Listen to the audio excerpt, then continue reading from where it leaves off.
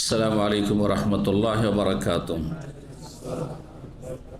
इन्नल हम्दुलिल्लाह नहमदुहु व नस्तईनुहु व नस्तगफिरुहु व नऊज़ु बिल्लाहि मिन शुरूरि अनफुसिना व मिन सय्यिआति अमालिना।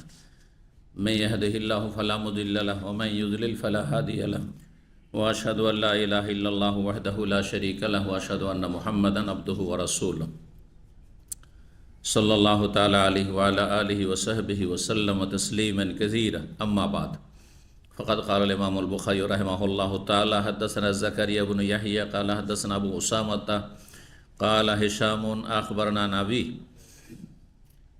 अन आयशा रज़ियल्लाहु अन्हा क़ालत लम्मा कान यौम उहुदिन हुज़िमल मुशरिकून फ़साह इब्लीस ऐ इबादल्लाह उख़राकुम फ़रजअत ऊलाहुम फ़ज्तलदत हिया व उख़राहुम फ़नज़र हुज़ैफ़तु फ़इज़ा हुवा बिअबीहा अल-यमान फ़क़ाल ऐ इबादल्लाह अबी अबी फ़वल्लाहि महतजज़ू हत्ता क़तलूह फ़क़ाल हुज़ैफ़तु गफ़रल्लाहु लकुम क़ाल उर्वतु फ़मा ज़ालत फ़ी हुज़ैफ़त मिन्हु बक़ियतु खैर हत्ता लाहिक़ बिल्लाह। सम्मानित ভাতৃমণ্ডলী, আল্লাহ রাব্বুল আলামিনের প্রশংসা এবং প্রিয় নবী সাল্লাল্লাহু আলাইহি সাল্লামের উপর সালাত ও সালামের পর আজ জুমাবার 13ই মুহররম 1446 হিজরি মোতাবেক 19শে জুলাই 2024 আমাদের ধারাবাহিক আলোচনা সহিহুল বুখারীর সৃষ্টি সূচনা পর্ব, হাদিস নম্বর 3290। বিষয়বস্তু চলছে সৃষ্টির সূচনা পর্বের ইবলিস এবং তার সেনাবাহিনী সম্পর্কে। ইবলিস এবং তার সেনাবাহিনী যারা বদ জিন। ইবলিস কানা মিনাল জিন, জিন ছিল, এবং তার সেনাবাহিনী, মূল সেনাবাহিনী হচ্ছে বদমাইশ জিন, যেগুলো অবাধ্য আর যেগুলো খারাপ জিন, যারা নিজেরা পাপী এবং পাপের দিকে মানব জাতিকে নিয়ে যায়, জাহান্নামে নিয়ে যায়। তারা জাহান্নামের পথে জাহান্নামে নিয়ে যাওয়ার জন্য সর্বাত্মক চেষ্টায় লেগে আছে। এগুলি হচ্ছে সেনাবাহিনী, 1 নম্বর সেনাবাহিনী ইবলিসের। আর তারপরে মানুষ শয়তান, মানুষের মধ্যে যেসব বদ প্রকৃতির মানুষ সাথী সঙ্গীদেরকে, কাছের লোকদেরকে, যাকে পারে জাহান্নামের পথে নিয়ে যায়।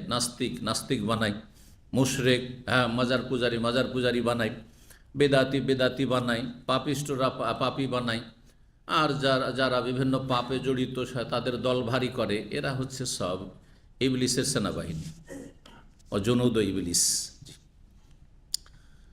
আল্লাহ তাদের অনিষ্ট থেকে আমাদের রক্ষা করেন, ভালো মানুষের সাথে সবসময় থাকার তৌফিক দান করেন। আম্বিয়া রসুলগণ এবং তাদের অনুসারী, তাদের সাথী সঙ্গী এবং তাদের সত্যিকার নির্ভেজাল যারা অনুসরণ করেছে যুগে যুগে, তাদের সাথে সবসময় আমাদেরকে অবস্থান নেওয়ার তৌফিক দান করেন। জালেমের জুলমকে আল্লাহ দূর করেন এবং জালেমদের অনিষ্ট থেকে আমাদেরকে রক্ষা করেন, ফিতনা ফাসাদ থেকে আল্লাহ বাঁচিয়ে রাখেন। হাদিস বর্ণনা করেছেন মা আয়েশা রাদিয়াল্লাহু তাআলা আনহা থেকে উরওয়া ইবনে জুবাইর, তার বোনের ছেলে, বলছেন যে আনা আয়েশা রাদিয়াল্লাহু আনহা, আয়েশা রাদিয়াল্লাহু তাআলা আনহা থেকে বর্ণিত, কালা তিনি লাম্মা কানা ইয়াউম উহুদিন, উহুদের যুদ্ধের দিনের ঘটনা, হুযিমাল মুশরিকুন, প্রথম দিকে যারা মুশরিক কাফের মক্কার, তারা পরাজিত হয়ে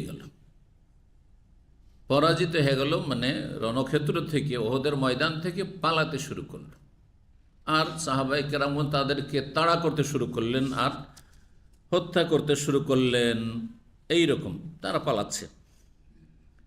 সেই সময় ইবলিস দেখলো যে আমার সেনাবাহিনী হচ্ছে মক্কার কাফের মুশরিকেরা, এরা তো হেরে যাবে। আর মুমিন মুসলিমরা রাসূলুল্লাহ সাল্লাল্লাহু আলাইহি ওয়াসাল্লামের সাথে সাহাবায়ে কেরামগণ রাদিয়াল্লাহু তাআলা, তারা তো জিতে যাবে, তাদের বিজয় হয়ে যাবে। ফাসাহ ইবলিস চিৎকার করে উচ্চ স্বরে ডাক দিল। সাহা এসিহ মানে চিৎকার করে ডাক দিল। ইবলিস চিৎকার করে ডাক দিল মানুষের আওয়াজে, মনে করলো যে কোনো মানুষ আমাদের হিতাকাঙ্ক্ষী হয়তো ডাক দিচ্ছে। আই ইবাদাল্লাহ, ইয়া মানে হে, আর আই, জি, আরবিতে ডাকার জন্য, আর বাংলাতে ডাকার জন্য কি বলে হে ভাই, তাই না, বা ওহে ভাই আছে না, হেও আছে, ওহে আছে, ওগো আছে, বিভিন্ন ভাষা আছে, ঠিক আরবি তো কিন্তু ওইরকমই আছে। ইয়া, হ্যাঁ, আয়া, হায়া, হ্যাঁ, আই, এসব হচ্ছে হামজা মফতুহা। ইবাদাল্লাহ, আল্লাহ আমারাকুম বিহাযা, হাদিসে রয়েছে আল্লাহ কি আপনাদেরকে হুকুম করেছেন। জি। তো ইয়া মানে হে, আর ওই রকমই এই মানেও হে। জি। তো এই ইবলিস চিৎকার করে কি ডাক দিল, হ্যাঁ, যুদ্ধের ময়দানে, ওহদের ময়দানে, এই ইবাদাল্লাহ মানে ইয়া ইবাদাল্লাহ, হে আল্লাহর বান্দারা, মুমিন মুসলিমদেরকে ডাক দিচ্ছে। তো ইবলিস মানুষকে যে বিভ্রান্ত করে, সে কখনো শত্রুর হ্যাঁ হ্যাঁ রূপ ধরে আসে না। মানুষকে জাহান্নামে নেওয়ার জন্য সবসময় বন্ধু হিতাকাঙ্ক্ষী রূপ ধরে আসে। সবসময় মনে করবে যে ক্ষতি করবে, অতি ভক্তি চোরের লক্ষণ, সে আপনার অতি ভক্তি দেখাবে। কারণ যদি শত্রুর আকারে এসে বলে, তো আপনি তো শুনবেন না তার কথা, হ্যাঁ, তার কুপরামর্শ নেবেন না, আপনি আমার দুশমন, এর কথা কেন শুনবো। তো ইবলিস এমন কিছু করে, সেটা প্রকাশ্যে করুক মানুষের রূপ ধরে, অথবা আত্মগোপন করে, যেটা হচ্ছে ইবলিস শয়তান বা ইবলিস শয়তানের চেলা যারা জিন শয়তান, তাদের আসল অবস্থা যে আমাদের শিরা উপশিরা রক্তের সাথে তারা চলাফেরা করে, এবং সবসময় যে কথাগুলি ওয়াসওয়াসা দেয় সেটা ভালো আকারে পেশ করে, যে তুই এটা করলে ভালো হবে, হ্যাঁ তুই এটা করলে ভালো হবে। কতদিন এইরকম করে তুই 1000 টাকা বেতনে এই সৌদি আরবে চাকরি করবি, হ্যাঁ এখানে মেলা রাস্তা আছে রাতারাতি বড় লোক হওয়ার, হ্যাঁ অনেক হিরোইন গাঁজার ব্যবসা করে, একটা ট্রিপ তুই যদি দিতে পারিস এই শহর থেকে ওই শহর, তাহলে তো কাজ হয়ে গেল, তাহলে তো কাজ হয়ে গেল, সারা জীবন থাকার দরকার, সারা জীবনের কাজ হয়ে গেল, দিল আপনাকে, হ্যাঁ গাঁজার ব্যবসা জড়িয়ে দিল, আপনি হিরোইনের ব্যবসা জড়িয়ে দিল, হ্যাঁ কত আর এগুলো করবি, সোনা পাচার কর, হ্যাঁ এটা ব্যবসা কর, বা এর হ্যাঁ তুই মজদুর হয়ে যা, 500 রিল করে পাবি, যদি নিয়ে যেতে পারে 2-4 বার নিয়ে, তাহলে তো তোর মেলা পয়সা ইনকাম হয়ে গেল। অথবা এই বিজনেসে লাগতে হলে তো কাজ হয়ে গেল, করছে অনেকে, করছে এগুলো, করছে অবৈধ কাজ। তো মানুষকে ইবলিস শয়তান যে পাপের দিকে নিয়ে যায়, কখনো এটা বলে না যে তুই ধূমপান করলে তোর চরম ক্ষতি হবে। এ কথা তো মনে মগজে আসে মাঝে মাঝে, যে আমি যে এতদিন ধূমপান করতাম না, সিগারেট খেতাম না, বিড়ি খেতাম না, এখন ধরবো, এতে ক্ষতিও তো আছে। কিন্তু ওই কথা স্মরণ করায় না ইবলিস শয়তানে, বলে যে এতে কি হবে, হ্যাঁ একটু ভালো লাগবে, হ্যাঁ ভালো লাগবে, হ্যাঁ মেজাজটা ফ্রেশ হবে, হ্যাঁ তারপরে অ্যাক্টিভিটিস বাড়বে, হ্যাঁ ইত্যাদি ইত্যাদি, ভালো দিক দেখায়। যাকে মদে অভ্যস্ত করেছে ওইভাবে, যাকে জেনা ব্যভিচার অভ্যস্ত করেছে, হস্তমৈথুনে অভ্যস্ত করেছে এইভাবে, যে তুই যুবক মানুষ, তোর বাপ এখনো বিয়ে দেবে না, সিরিয়ালে তোর নাম্বারই আসেনি, তোর উপরে তোর বড় ভাই আরো 2-3 জন আছে, কখন এই সিরিয়াল আসবে, লেগে গেল হস্তমৈথুনে, বুঝছেন, আর পারছি না বরদাস্ত করতে। এই যে শয়তান সবসময় মিত্র রূপ ধরে, বন্ধু রূপ ধরে এসে মানুষকে জাহান্নামের দিকে নিয়ে যায়। তো ইবলিস শয়তানের সেনাবাহিনী দেখেন যুদ্ধের ময়দানে সাহাবায়ে কেরামদেরকে ডাকছে, কি বলে, আই ইবাদাল্লাহ, হে আল্লাহর বান্দারা, ওখরাকুম, পিছন দিক থেকে সাবধান, মানে পেছন দিকে তোমরা ঘুরে দেখো, সেই দিক থেকে তো শত্রু আসছে। আসলে পেছন দিক থেকে শত্রু আসেনি, সামনে পালাচ্ছে। ওহদের ময়দানে যখন আমরা মদিনা ইউনিভার্সিটিতে লেখাপড়া করতাম, তখন আমাদেরকে বাস্তব ময়দানে নিয়ে গিয়ে আমাদেরকে দেখানো হয়েছে এই যে ওহদ যুদ্ধের চিত্রটা, কীভাবে প্রথম দিকে বিজয় এবং কাফেররা পালাচ্ছে সে ওয়াদি আকিক যায়, কিন্তু ওই নিচু জায়গায়, কিন্তু ওই জায়গাটা আকিক একটা নালা আছে, সেই আপনার শুরু হয়েছে ওই অনেক আগে, দূর থেকে আসছে, কিন্তু মদিনার অবস্থাটা বলছি, আমরা যেখানে জুলহুলাইফায় যে মিকাত, ওই মিকাতের জায়গায় কিন্তু নিচু নালা ভাবরি আছে, নিচু জায়গা আছে, আর ওখান থেকে একটা নালা নদীর মতো, বর্ষা যখন হইতো মদিনায় তখন নদীর মতো হয়ে যেত, সাঁতার কাটার সময় পানি হয়ে যেত। জি। আর এমনিতে যখন বর্ষা নেই, আর অধিকাংশ সময় এখানে বছরের বর্ষা নেই, তখন শুকিয়ে থাকতো, আমরা এপার থেকে ওপারে হেঁটেও যেতাম, মদিনা ইউনিভার্সিটির গেটের সামনে, যদি কেউ মদিনা ইউনিভার্সিটি গিয়ে থাকেন কেবলাতেন থেকে একটু এগিয়ে, তাহলে দেখুন যে ওখানে নদীর মতো শুকনো নদী পড়ে আছে, আবার বর্ষা হলে সেটা ভরে যেত, জি নৌকা চলত। তো এটাকে ওয়াদি আকিক, আকিক উপত্যকা বলা হয়, নালা, এটা চলে এসছে একবারে ওহদ পর্যন্ত, সেই মিকাতের ওখান থেকে একবারে ওহদ পর্যন্ত চলে এসছে। এরা পালাতে পালাতে অনেক দূর পালিয়ে চলে গেছিল, কাফের দূর চলে গেছে। তাড়া করছেন সাহাবাই কেরামগণ মুজাহিদিন, আর কাফেরা পালাচ্ছে। তার মানে হার তাদের নিশ্চিত ছিল। কিন্তু হেরে যাওয়া তো পরাজিত হওয়া নয়, কিন্তু ক্ষতিগ্রস্ত হওয়া সাহাবাই কেরামদের, তার মূল কারণ হচ্ছে নবী সাল্লাল্লাহু আলাইহি ওয়াসাল্লামের একটি ফরমান ছিল 50 জনকে ওই ছোট্ট পাহাড়টি যে রোমাত পাহাড় তার নিযুক্ত করেছিলেন রাসূলুল্লাহ সাল্লাল্লাহু আলাইহি ওয়াসাল্লাম, আর বলেছিলেন আমরা হারি আর জিতি, এমনকি আমাদের লাশ সব পড়ে আছে আর পশু পাখিতে ছিঁড়ে ছিঁড়ে খাচ্ছে, এটাও যদি দেখো তবু তোমরা 50 জন যে এখানে তোমাদেরকে নিযুক্ত করলাম নামবে না। আর তাদের একজন দায়িত্বশীল নিযুক্ত করেছিলেন, সেই দায়িত্বশীল বলছেন নামিও না। নবী সাল্লাল্লাহু কি বলেছেন ভুলে গেলে তোমরা? বলছে আর থেকে লাভ কি, অনেক দূর পালিয়ে চলে গেছে, ওহদের ময়দান থেকে দূরে পালিয়ে চলে গেছে, সুতরাং এখন এখানে বসে থাকবো, হ্যাঁ এর কোনো যুক্তি আছে? এই যুক্তিতে মুক্তি খুঁজে গেছে, বরবাদ, ক্ষতি হয়ে গেল। নবী সাল্লাল্লাহু আলাইহি ওয়াসাল্লাম যে বলেছেন এই কথা লোকেরা ভুলে গেল, 50 জনের প্রায় সব নেমে গেল এই যুক্তিতে, মারি ধরি কাফেরগুলোকে, হ্যাঁ অন্তত কিছুই করলাম না, এসে সবাই কাফেরদেরকে তাড়া করছে, আমরা বসে থাকবো এখানে, আর তো প্রয়োজন নেই এখানে বসে থাকার। এই কথা বলাতেই তখন কি হয়ে গেল, হ্যাঁ কাফেরদের নেতৃত্বে প্রধান সেনাপতি খালিদ বিন ওলীদ তখন ইসলাম গ্রহণ করেনি। আবু সুফিয়ান, খালিদ অনেক বড় চালাক চতুর, দেশে যে পেছন দিক থেকে আমরা যদি ঘুরে এসে আক্রমণ করে দিতে পারি, তা আমাদেরকে তাড়া করে আসার পেছন থেকে আমরা একটা দল এসে যদি ধরি, আর সামনে ওদেরকে বলো এসো ঘুরো পালায়ও না, তাহলে তো এদেরকে পিষে দেবো চাকিতে পিষার মতো করে দুই দিক থেকে। এই রণকৌশলে তারা সফল হয়ে গেল সাময়িকভাবে, আর 70 জন সাহাবায়ে কেরাম শহীদ হয়ে গেল, রাদিয়াল্লাহু তাআলা শহীদ হয়ে গেল। নবী সাল্লাল্লাহু আলাইহি ওয়াসাল্লাম আহত হইল, দাঁত শহীদ হইল, মাথা মোবারক জখম হইল। সুবহানাল্লাহ। জেতা ময়দান কি হয়ে গেল, হ্যাঁ ক্ষতিতে পরিণত হইল, হার নাই। সাহাবায়ে কেরামগণ কখনো যুদ্ধের ময়দানে হারেনি, পরাজিত হননি। জি, পরাজিত হওয়ার সংজ্ঞা আলাদা আর তার দৃশ্য আলাদা। এটি হচ্ছে ওহদের যুদ্ধের ফলাফল। যাই হোক, ওই সময় ইবলিস সাহাবায়ে কেরামদেরকে ডাক দিয়ে পেছন দিয়ে ঘুরে দেখো, আর পেছন দিয়ে ঘুরে মানে হঠাৎ করে যুদ্ধের ময়দানে কে কাকে চেনে, সবাই তো সবাইকে চেনে, 1000 জন সবাই তো সবাইকে চেনে না, তো ভাবলো যে পেছন থেকে কাফেররা হয়তো আমাদেরকে ঘেরাও করতে যাচ্ছে, এদিকে গিয়ে আক্রমণ করে দিয়েছে।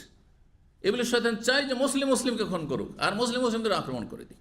পেছন দিয়ে ঘুরে এসে যাদেরকে চিনতে পেরেছে এগুলো আমাদের সাথীর সঙ্গে, কিন্তু হুযায়ফার বাবা ইয়ামানকে কেউ চিনতে পারেনি, যার ফলে কাফের মনে করে, আমাদের দুশ্মন মনে করে তাকে মুসলিমরা আক্রমণ করে দিয়েছে। হুযায়ফা দেখছে আমার বাপকে মারতে যাচ্ছে, বারবার বলছে আবি আবি, এই যে হাদিস, আমার আব্বা আমার বাবাকে মারিও না, কিন্তু শুনবে কোথায়, মানুষ কে কার হইচই শোনে। ততক্ষণ পর্যন্ত হুযায়ফার বাবা মুসলিমদের হাতেই হত্যা হয়ে গেল, খুন হয়ে গেলেন। জি, রাদিয়াল্লাহু তাআলা, মুমিন মুসলিম ছিলেন তিনি। ওই হাদিসটি এখানে বলছে ফারাজাত উলাহুম, আগের সারিতে যেসব সাহাবায়ে কেরাম মুজাহিদিন ছিলেন তারা ফিরে চলে আসলে, পেছন দিয়ে ঘুরে দেখলেন যে দেখি দুশমনরা পিছন দিক থেকে হয়তো আমাদের হানা দিতে আসছে। ফাজতালাদাত হিয়া ওয়া উখরাহুম, সুতরাং আগের সারিতে যেসব মুজাহিদিনরা ছিলেন সাহাবারা, তারা পেছনের সারির মুমিনদের সাথে মুখোমুখি লড়াই শুরু করে দিলেন। মুসলিমের লড়াই শুরু হয়ে গেছে। কাফেরদের আরেকটি ষড়যন্ত্র হচ্ছে কি, যে মুসলিমকে মারাও, লড়াও, ডিভাইড অ্যান্ড রুল। জি, ফাররিক তাসুদ, আরবি প্রবাদ আর ইংরেজি প্রবাদ, জানেন তো ইংরেজিতে পলিসিটাই ছিল। এই জন্য ভারতে তারা মুসলিমদেরকে বিভিন্ন ফিরকায়, ধর্মীয় ফিরকায় বন্টন করেছে। কাদিয়ানি পয়দা করলো, কাদিয়ানি, হ্যাঁ মোহাম্মদ সাল্লাল্লাহু শেষ নবী না, শেষ নবী মির্জা গোলাম আহমদ কাদিয়ানি, হ্যাঁ বেরেলভি তৈরি হলো, আহমদ রেজা খান তৈরি হলো। মাজার পূজায় হচ্ছে, কোরআন হাদিস বলছে মাজার পূজায় হচ্ছে জান্নাত যাওয়ার রাস্তা। মাজার পূজার দলিল কোরআন হাদিস থেকে একেবারে অপব্যাখ্যা করে। এই দুটো ফিরকা, আর দুটো ফিরকাই জেহাদ হারাম বলে ফতোয়া দিল ইংরেজদের বিরুদ্ধে। বলছে ইংরেজরা আমাদের হিতাকাঙ্ক্ষী, আমরা কিছু জানতাম না, সায়েন্স টেকনোলজি, আমাদের দেশে ট্রেন ছিল না, বাস ছিল না, আমরা হেঁটে হেঁটে সফর করতাম, কত কষ্ট করতাম, হ্যাঁ তো এসব নিয়ে আসলো দেশে, দেশ উন্নত করলো। সুতরাং ইংরেজ ব্রিটিশদের সাথে আমাদের ভালোবাসা, মিত্রতা ফরজ, এ ফতোয়া দিয়েছিল। জি, বেরেলভি রেজবিরা আর এই কাদিয়ানিরা। জি, এ হচ্ছে এই কাদিয়ানি এবং বেরেলভিদের আসল ইতিহাস। আর হচ্ছে মুসলিমরা বিভক্ত হইল, অন্য অন্য যেসব মুসলিমেরা রয়েছে আহলুল হাদিস অথবা এমনকি দেওবন্দি তবলিগি যারা, তবলিগ নাম আসেনি কিন্তু দেওবন্দি ছিল, অলমাই দেওবন্দ, তাদেরকে কাফের বলে আহমদ রেজা খান ফতুয়া দিল। রেজা খান রেজবি বেরেলিরা এখনও কাফের বলছে, তারা মাজারিরা বেরেলিরা দেওবন্দিদেরকে কাফের বলছে, ওয়াহাবি কাফের বলছে, যেমন আহলে হাদিসকে কাফের বলছে। এইভাবে মুসলিমদেরকে লড়িয়ে দিল, মুসলিমদেরকে ধর্মীয় ক্ষেত্রে দিল লড়িয়ে ভারতে। তখন অখণ্ড ভারত, ভারত বাংলাদেশ সব ভারত, পাকিস্তান সব ভারত। তো ইবলিস শয়তানের একটি হয়েছে কি অস্ত্র হচ্ছে যে বিভক্তি এবং রাজত্ব, মুসলিমকে লড়িয়ে দাও। আজকে মুসলিম দেশে যেখানে মুসলিম লড়াই চলছে সেখানে সফল কিন্তু কাফের শক্তি, বাইরের কাফের শক্তি আর ভিতরের যেগুলো দেশের শত্রু শক্তি, সে কাফের হোক অথবা মুনাফিক হোক অথবা যাই হোক না কেন। সেই জন্য এই ক্ষেত্রে আমাদের সজাগ থাকতে হবে যে দেশের বৃহৎ স্বার্থ কোথায় রয়েছে। এই ক্ষেত্রে আলেমদেরকে যারা সেখানে বসবাস করছেন তাদেরকে চূড়ান্ত সিদ্ধান্ত দিতে হবে এবং তাদের পরামর্শ নিয়ে এগোতে হবে। বাইরে থেকে আমি কোনো কথা বলছি না, কিন্তু প্রত্যেক দেশের ওলামায়ে কেরাম, বিজ্ঞ ওলামা কেরাম, এই ফুটপাতিয়ারা না, বিজ্ঞ ওলামায়ে কেরামগণ এই ক্ষেত্রে তারা হেকমতের সাথে জনগণকে দিক নির্দেশনা দেবেন, আর তাদের দিক নির্দেশনা নিয়ে এগিয়ে যেতে হবে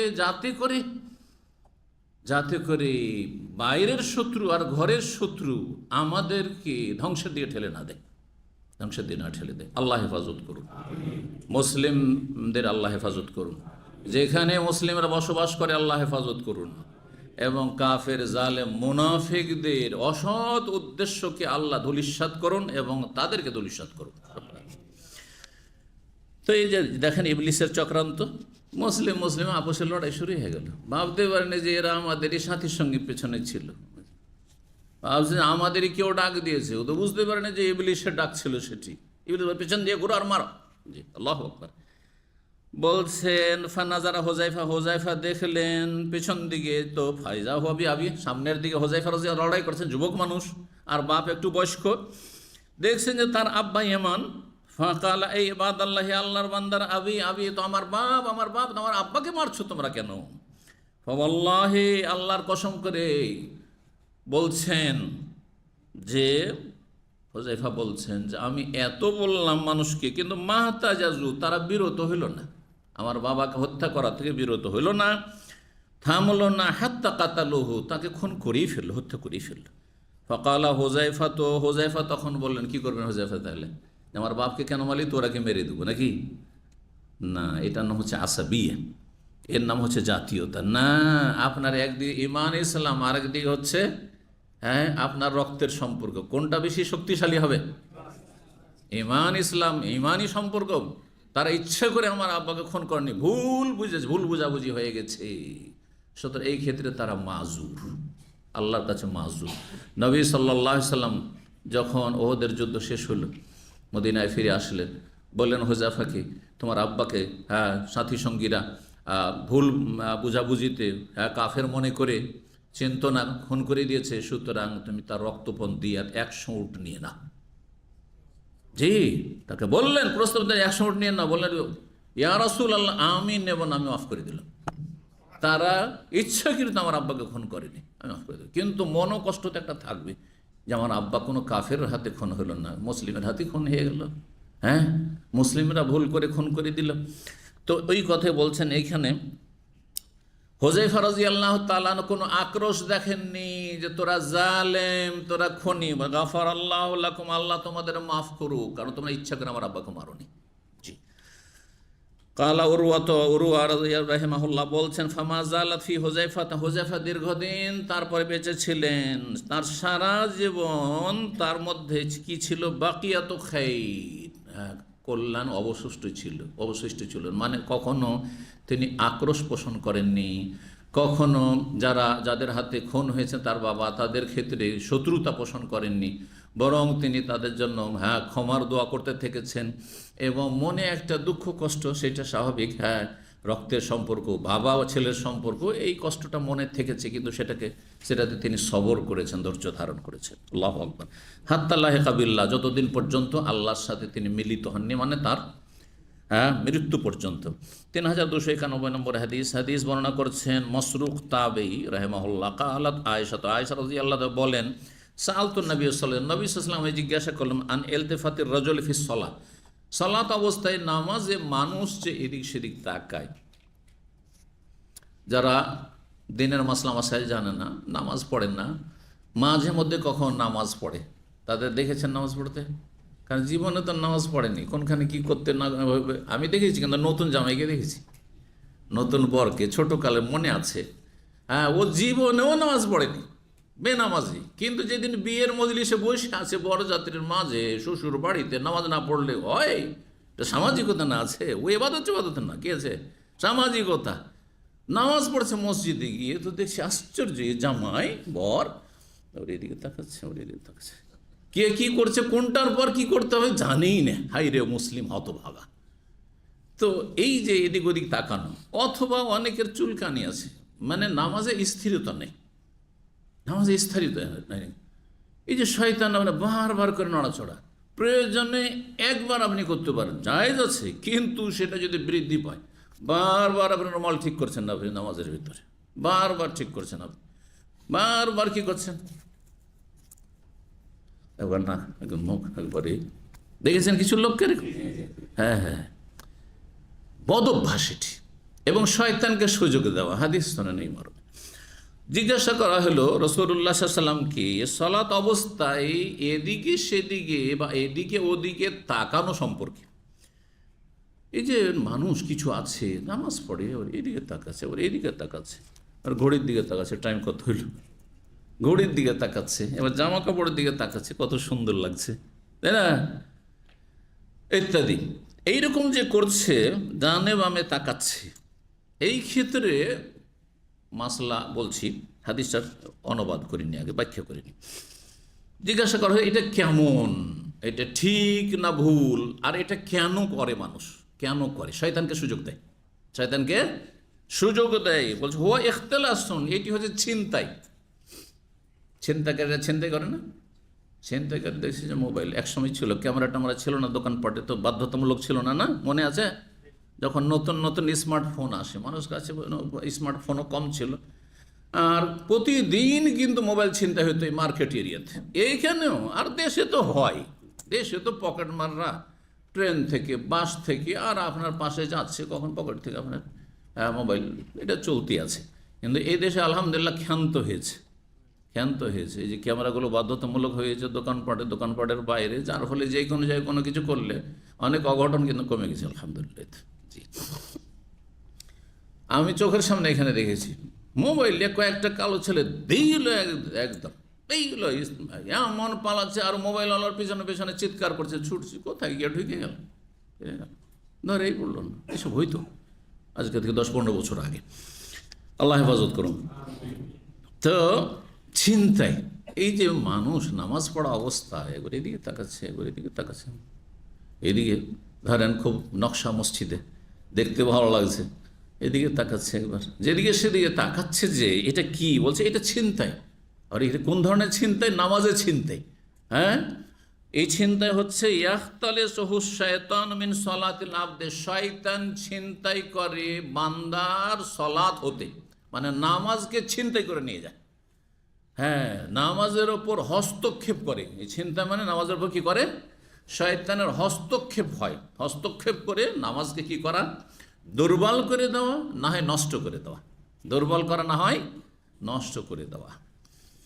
এই ছিল হাদিস।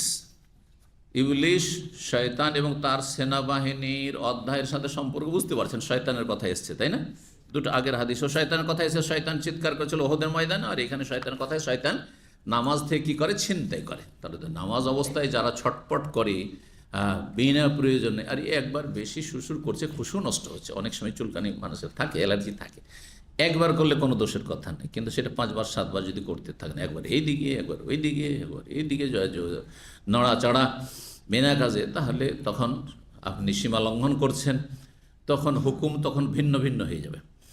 এই জন্য ইখতিলাস মানে সলাত অবস্থায় ইলতেফাত, সলাত অবস্থায় ইলতেফাত মানে এদিকে ওইদিকে তাকানোর বিধান সম্পর্কে আজকে শোনেন ফিকহি মাসলা।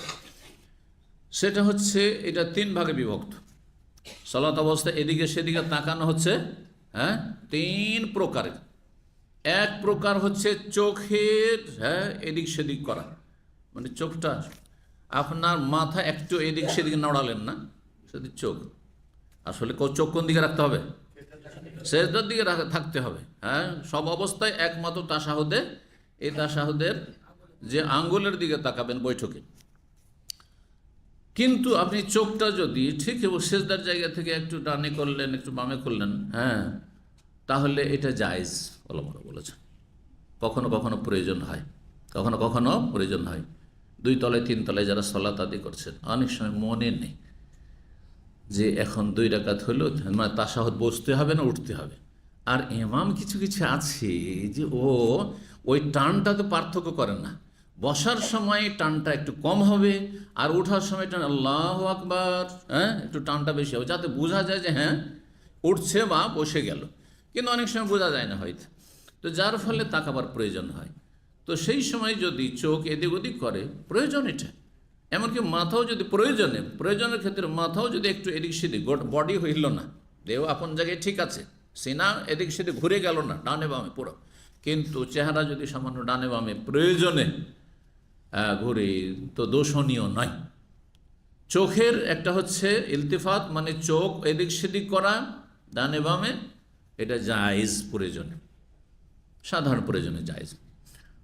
আর একটা হচ্ছে মাথার ইলতিফাত মানে মাথায় একটু এদিকে করো পুরো ঘুরলেন না সালাম ফেরার মতো, প্রয়োজনে বাম দিকে দেখছেন, একটু বাম দিকে দেখলে বোঝা যাবে যে নিচে ওরা বসলো তাশাহুদে নাকি উঠলো, তাই না?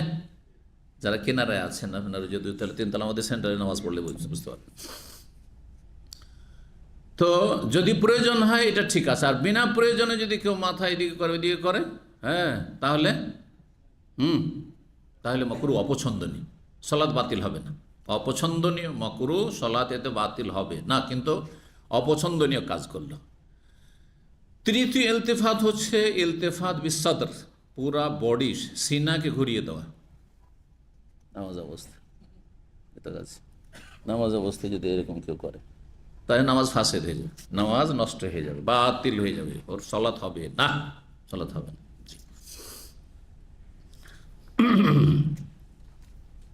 বাচ্চা নিয়ে অনেকে মহিলাদের কাছে যেহেতু বাচ্চারা থাকে, ছোট বাচ্চারা এদিক সেদিক হামাগুড়ি দিচ্ছে অথবা এদিক সেদিক দৌড়াদৌড়ি করছে, নামাজ পড়ছে, কিন্তু নামাজে আর ওর কলব কি থাকবে, বাচ্চা নিয়ে পেরেশান আছে হয়তো। এই জন্য উচিত বাচ্চাটা কাউকে সামলে দিয়ে ধরিয়ে দিয়ে তারপরে সালাত শুরু করা।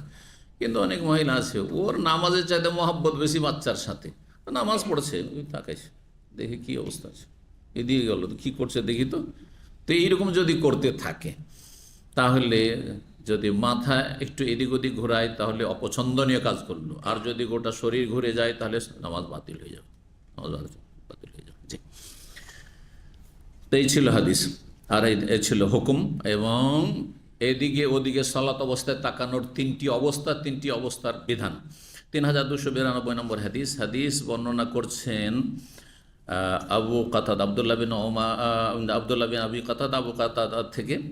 হাদিসটি হচ্ছে বলছেন কালান নবী সাল্লাল্লাহু আলাইহি ওয়াসাল্লাম বলে, আর রুয়া সালেহ মিন আল্লাহ, ভালো স্বপ্ন, সলেহা মানে ভালো, নেকও হয় আর ভালো হয়, নেক মানুষই না ভালো মানুষ। তো ভালো স্বপ্ন হচ্ছে আল্লাহর পক্ষ থেকে, কোনো ভালো স্বপ্ন দেখেছেন আর স্বপ্নের বিবরণটা ভালো হইল, এটা আল্লাহর পক্ষ থেকে, আল্লাহর ফেরেশতাদের মাধ্যমে। ওয়াল হুলমু মিনাশ শয়তান, আর খারাপ স্বপ্ন, হুলম বলা হয় খারাপ স্বপ্নকে, খারাপ স্বপ্ন শয়তানের পক্ষ থেকে। শয়তান মানুষকে কষ্ট দিতে চায়, আর খারাপ স্বপ্ন দেখে অনেকে পেরেশান হয়ে যান। রাত্রে স্বপ্ন দেখছে আমার বাবা মারা গেছে, কে স্বপ্ন দেখছে যে আমার ছেলেটা মারা গেছে, আর মেয়েটা আমার মা মারা গেছে, আমার স্ত্রী মারা গেছে। আমি দেখেছি এরকম ঘটনা আমার কাছে। এক লোক বলছে আমার আব্বা মারা গেছে আজকে রাত্রে, আর এসে আমার অফিসে কান্না শুরু করেছে।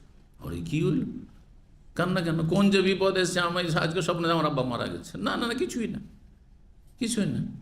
তার সমাধান হচ্ছে আপনি দোয়া পড়েন এবং বাম দিকে থুতু ফেলে অন্যদিকে কাত হয়ে যান, এই সব স্বপ্নে আপনার কোনো ক্ষতি হবে না। শয়তান মুমিন বান্দাকে খারাপ স্বপ্ন দেখে কষ্ট দিতে চায়। স্বপ্ন কত প্রকার কারো জানা আছে? 3 প্রকার। এই হাদিসে 2 প্রকারের কথা রয়েছে। আর এক প্রকার স্বপ্নের কথা হচ্ছে সূরা ইউসুফের হচ্ছে আদগাসু আহলাম, মানে যা কিছু কল্পনা করেন ঘুমাবার আগে তা কিছু স্বপ্নে দেখা। 2 জনে অফিসে একটু মারামারি করেছেন, ধাক্কাধাক্কি করেছেন, হ্যাঁ, বা একটু রাগারাগি করেছেন, আর তারপরে রাত্রে স্বপ্নে দেখছেন যে আপনাকে অস্ত্র নিয়ে মারতে আসছো। আরে বিপদ আছে, তাহলে তো আসলে দুশ্মন। হ্যাঁ, দাম্মাম জাহারানে ইউপিএম পেট্রোলিয়াম ইউনিভার্সিটি আছে, জানেন তো না? সেখানে 5-7 বছর আমি তফসির করেছিলাম। তো একজন প্রফেসর বলছে, একটা মাসলা জিজ্ঞেস করছে আমাকে। প্রফেসররা থাকতো আর ওই মাস্টার্স আর পিএইচডির বাংলাভাষী আপনার ওই ছাত্ররা থাকতো, সব সিনিয়র, সব শিক্ষিত মহল। তো জুমার দিন আসর থেকে মাগরিব যেতাম। এইখানে দর শেষ করে সাথে সাথে এক সময় আলহামদুলিল্লাহ যৌবনকাল ছিল, 2003-4 থেকে নিয়ে 8-10 পর্যন্ত প্রায় গেছি। তো যাই হোক, আল্লাহ কবুল করুন।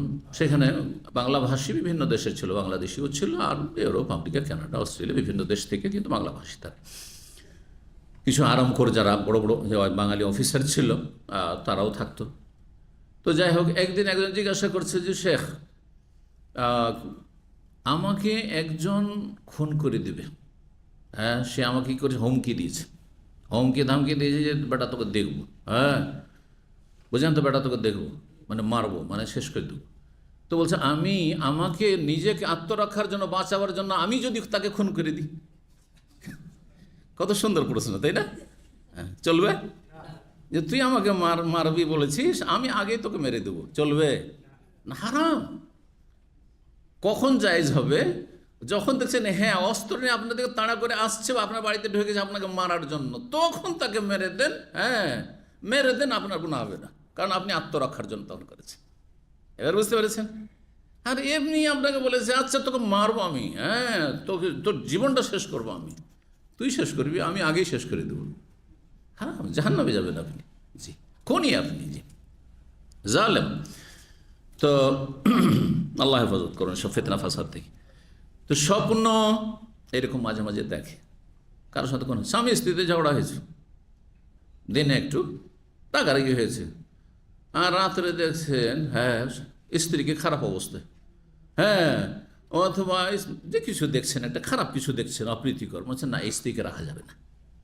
হ্যাঁ, স্বপ্নে আমাকে এখন আল্লাহর সাথে সম্পৃক্ত করে দিলে, ফেরেশতা দেখাচ্ছে যে স্ত্রীকে রাখবি না, কারণ খুব খারাপ দৃশ্য দেখেছি স্বপ্নে, চলবে? যে স্বপ্নের ভিত্তিতে সিদ্ধান্ত। আরেকটা মশলা এখানে জানেন, স্বপ্ন ধর্মের উৎস নয়। ভাষাটা বুঝলেন বাংলা? অর্থাৎ স্বপ্নে একটা আপনি গাইডলাইন পেলেন আর সেটাকে ধর্ম বলে পালন করলেন, এটা হারাম, জায়েজ না।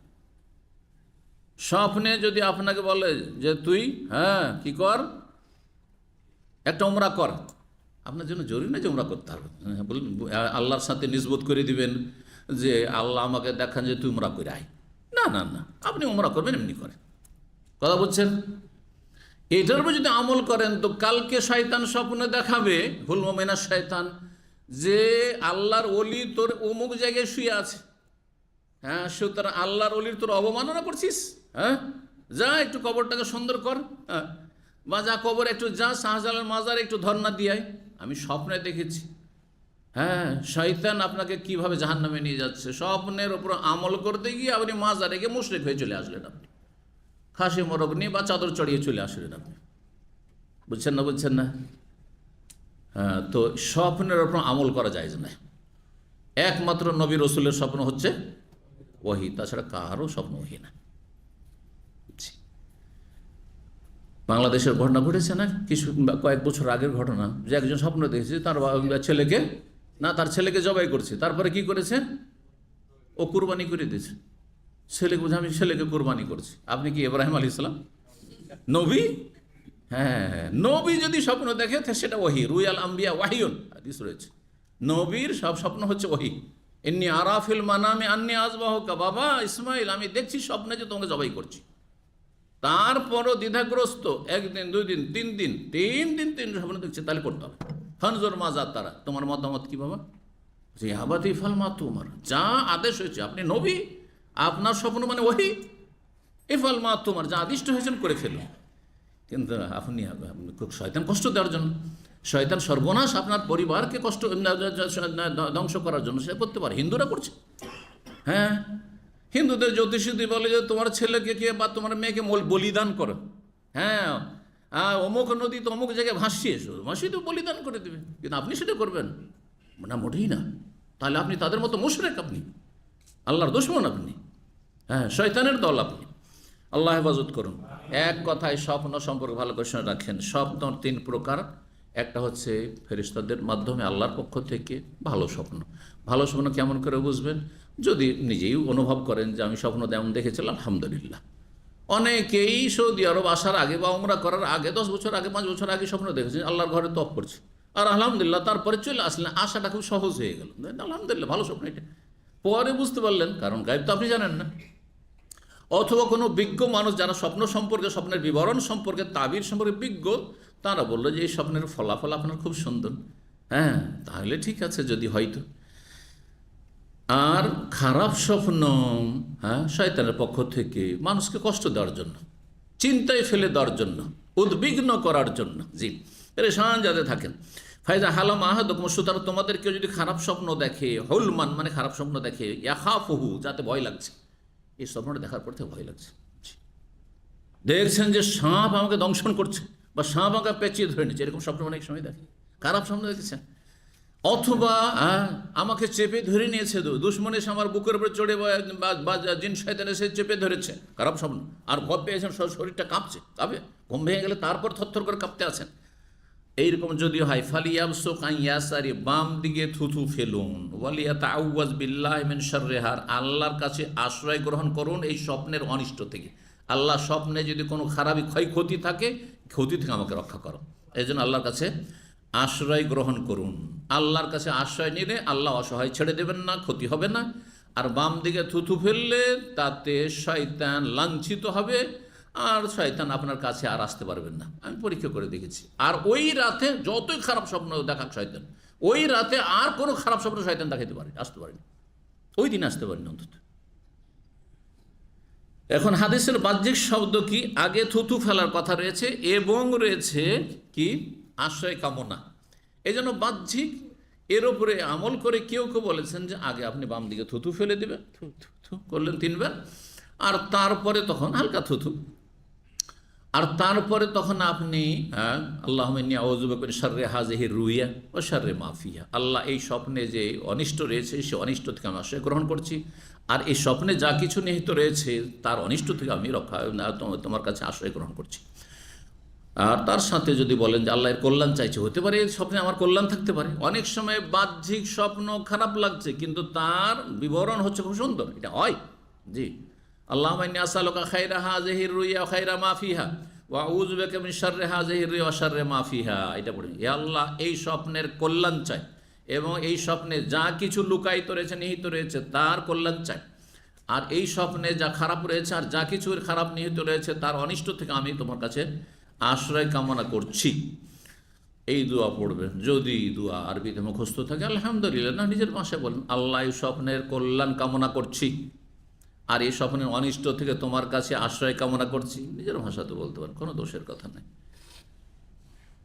এমনিতে এই যে যারা বলছে যে আগে থুথু ফেলে তারপরে এই দোয়া পড়া বা এই কথা বলা, আল্লাহর কাছে আশ্রয় কামনা করা, এটা একদল ওলামাদের মত যারা বাহ্যিক হাদিসের দিকে নজর দিয়েছে। কিন্তু এবং মানে এই হয় না যে এটাতে সিরিয়াল মেনটেন করতে হবে, কিন্তু অতপর যদি থাকতো ফা বা সোম্মা থাকতো তাহলে তখন হয় সিরিয়াল, আরবি গ্রামার। কিন্তু যেমন দুইজন, একজন অপরজনের পরে গেট দিয়ে ঢুকছেন, আমি বললাম যে যা আ রফিকুন, ওয়া সাঈদুন, রফিক আর সাঈদ আসলো, ওয়া এবং, তো যা রফিকের নাম আগে বললাম সেই জন্য জরুরি না যে আগে রফিক, হতে পারে যে সাঈদ আগে ঢুকেছে তারপর রফিক ঢুকেছে।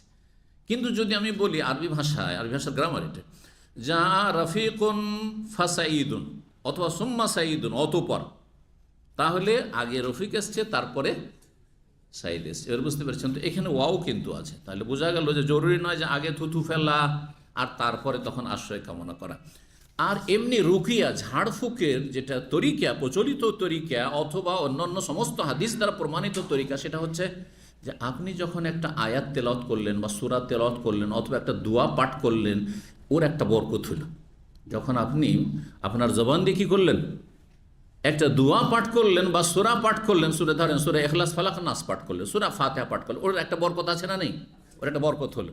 তারপরে যেহেতু জবান দিয়ে আপনি তেলাওয়াত করছেন, তারপরে থুথুটা ফেলবেন, তো থুথুতে বরকত হলো। এটা বেশি যুক্তিসঙ্গত এবং হাদিস সম্মত, এই জন্য এই মতটি বেশি ভালো। কিন্তু কেউ কেউ বলেছেন না, অসুবিধা নেই, আগেই থুথু ফেলে দিল আর তারপরে তখন আশ্রয় কামনা করলো বা যে দোয়াটি পড়লো, এটাও করতে পারে। ফাইন্নাহা লা তাজুর, এই আমলটি যদি করেন তাহলে এই স্বপ্ন তার কোনো ক্ষতি করতে পারবে না, আর কোনো ক্ষতি হবে না। মানে আপনার এই খারাপ স্বপ্নের কোনো কুপ্রভাব পড়বে না, আর ক্ষয়ক্ষতি থেকে আপনি রক্ষা পাবেন। আল্লাহ আমাদেরকে হেফাজত করুন। 3293 নম্বর হাদিস বর্ণনা করেছেন আবু হুরায়রা রাদিয়াল্লাহু তাআলা আনহু, আন্না রাসূলুল্লাহ সাল্লাল্লাহু আলাইহি ওয়াসাল্লাম ক্বালা, রাসূলুল্লাহ সাল্লাল্লাহু আলাইহি ওয়াসাল্লাম বলেছে, মান কালা, যেই ব্যক্তি বলবে, কি বলবে, লা ইলাহা ইল্লাল্লাহু ওয়াহদাহু লা শারীকা লাহু লাহুল মুলকু ওয়া লাহুল হামদু ওয়া হুয়া আলা কুল্লি শাইইন কাদির। আমাদের দেশের মানুষ এটা কালিমা তৌহিদ বলে। কালিমা কি বলে? তৌহিদ বলে। কারণ আমাদের দেশে আবার 5 কলমার ধর্ম আমরা শিখেছি ছোট থেকে। জানেন না? 5 কলমা তো আমরা নিজেরাই মুখস্থ করেছি, আহলে হাদিস মক্তব্য। আর বাকি অন্যদের মক্তব্যে যদি যান, 6 কলমা 7 কলমা পর্যন্ত আছে। শুনেছেন না শোনেন নাই? আমাদের দেশের ওই গদবাঁধা এগুলো বানানো আছে। হ্যাঁ, তার মধ্যে যেটা পহিলা কলমা হলে পহিলা, তারপরে আমরা যেমন ওই স্কুলে, প্রাইমারি স্কুলে পড়েছি, কয়াকার কা, কয়রাশি কার কি করেছি, হ্যাঁ করেছি না, করি না? হ্যাঁ, তারপর অঙ্ক 2 1 কে 2, 2 2 4। হ্যাঁ, যখন ক্লাস শেষ হচ্ছে তখন আমাদের কি করতে হবে, এগুলো পাঠ পড়াইতে হবে। মুখস্থ একজন পড়বে, বাকিরা ঝাঁক ধরে বলবে। আছে না নেই? জানি না এখন আছে কিনা, কিন্তু আমরা এগুলোই করেছি, আছে না? ঠিক ওই রকমই মাদ্রাসা মক্তব আমাদেরকে করেছে, পহিলা কলমা তয়্যিব লা ইলাহা ইল্লাল্লাহু মুহাম্মাদুর রাসূলুল্লাহ, একটা একটা করে বলছি, আর বাকিরা সব ঝাঁক ধরে বলছে। এগুলো করেছেন না করেন নাই? দুসরা কলমা কি? শাহাদাত, বানানো, এটা শাহাদাত আর ওটা তয়্যিব, এগুলো ভাগ করতে কে বললো বলে? কালিমা ঠিক আছে, লা ইলাহা ইল্লাল্লাহ আপন জায়গায় ঠিক আছে, কোরআন হাদিস দ্বারা প্রমাণিত। তারপরে আশহাদু আল্লা ইলাহা ইল্লাল্লাহ ওয়া আশহাদু আন্না মুহাম্মাদান রাসূলুল্লাহ ওয়া মুহাম্মাদান আবদুর রাসূলুহু, এই বাক্য হাদিসে আছে, কিন্তু এর নাম শাহাদাত, পহিলাটার নাম তয়্যিব, তিসরাটার নাম কি? না, তামজিদ। হ্যাঁ, তিসরার নাম তামজিদ, আর চৌথার নাম কি? তাওহীদ। এই যে এটা চৌথা। কোন হাদিস আছে যেটা চৌথা কালমার ওটা তিসরা কালমা? কিছু নেই। তাহলে এগুলো বেদাত। এই প্রচলিত 5 কলমা বা 6 কলমা 7 কলমা যে রয়েছে আমাদের দেশের কায়দা বাগদাদিতে, কায়দা বাগদাদি মানেই তো বুঝতে পারছেন, ও কায়দা মাদানি বলেনি ওরা, কিন্তু কায়দা মক্কি বলেনি। কোথাকার? বাগদাদের, ইরাকের কালে এগুলো প্রচলিত বেদাত। এবার বুঝতে পারছেন? তওবা করে ফিরে আসুন, এর নাম বলবেন না এগুলোর। বাকি পড়ুন আপনি, লা ইলাহা ইল্লাল্লাহু ওয়াহদাহু লা শারীকা লাহু লাহুল মুলকু ওয়া লাহুল হামদু ওয়া হুয়া আলা কুল্লি শাইইন কাদির। আর ওতে যদি বাড়ান, ইউহয়ী ওয়া ইউমীতু ওয়া হুয়া আলা কুল্লি শাইইন কাদির। হ্যাঁ, ইউহয়ী ওয়া ইউমীতু ওয়া হুয়া হাইয়্যুন লা ইয়ামুত, এটাও কোনো রিওয়ায়াতে রয়েছে, সেটাও পড়েন।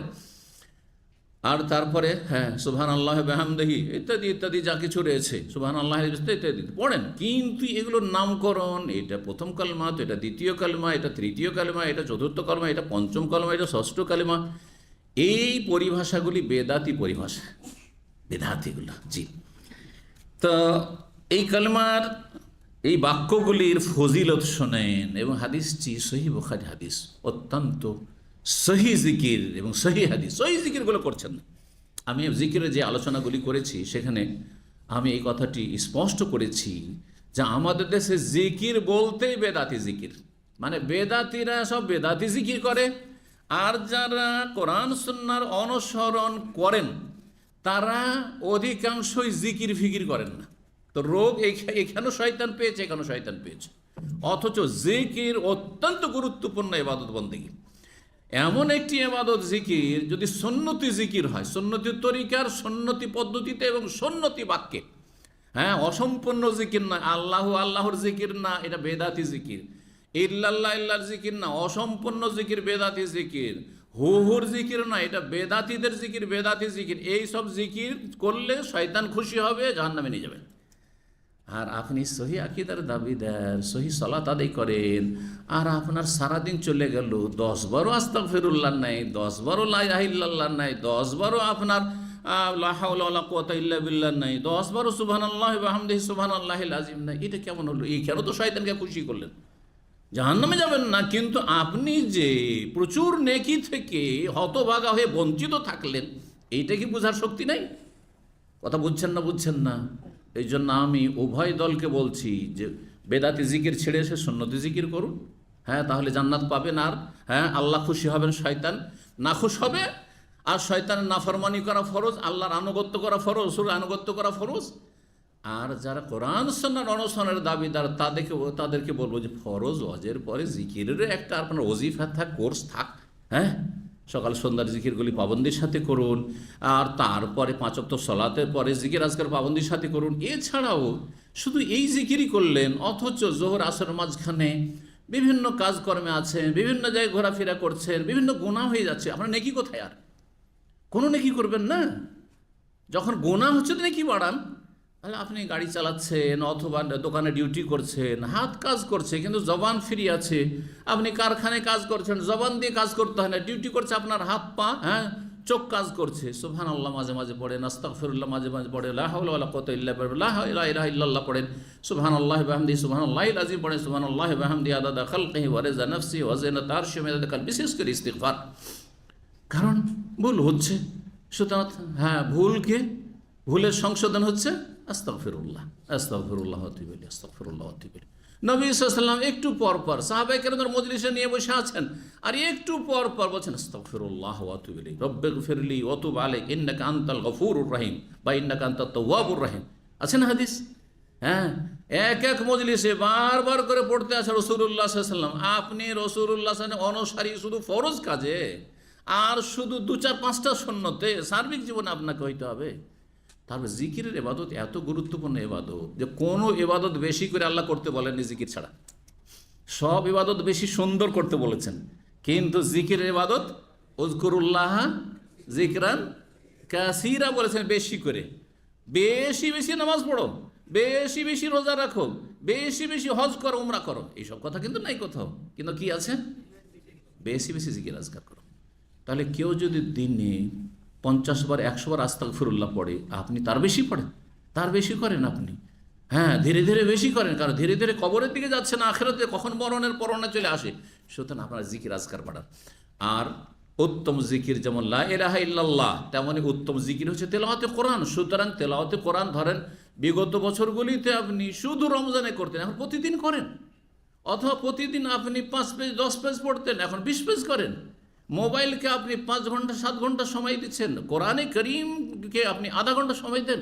আপনার জীবনে বরকত নেমে আসবে, আপনার বাড়িতে বরকত নেমে আসবে, আপনার ছেলে মেয়েতে বরকত নেমে আসবে। সংশোধন করুন, এগিয়ে আসুন। ফাস্তাবিকুল খায়রাত, আল্লাহ বলছেন যে ভালো কাজে তোমরা প্রতিযোগিতা করো। আল্লাহ রাব্বুল তৌফিক দান করেন।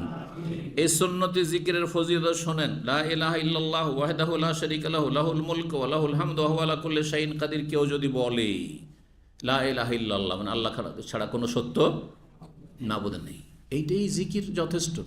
কিন্তু আরও বেশি যদি ফজিলত চান, তাহলে কি বলবেন? ওয়াহদাহু, যিনি একক।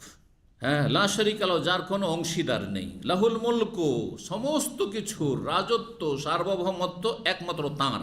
ওয়া লাহুল হামদু, যাবতীয় প্রশংসা তাঁর। ওয়া হুয়া আলা কুল্লি শাইইন কাদির, এবং তিনি সব কিছুর ওপর ক্ষমতাবান। যদি এই বাক্যগুলি পড়েন ফি ইয়াউমিন, যে কোনো দিনে, মিআতা মাররা, কতবার? 100 বার পড়েন। 100 বার পড়লে এই ফজিলতগুলো, তার বেশি যদি পড়েন, যত বেশি পড়বেন তত বেশি ফজিলত পাবেন, ফলাফল পাবেন।